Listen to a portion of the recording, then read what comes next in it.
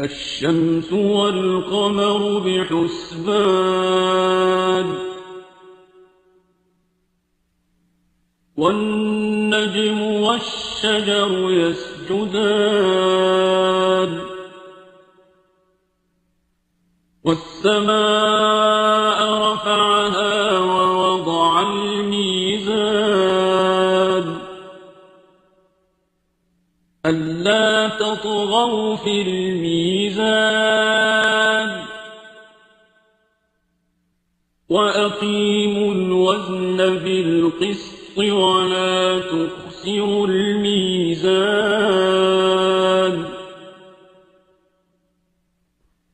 والأرض وضعها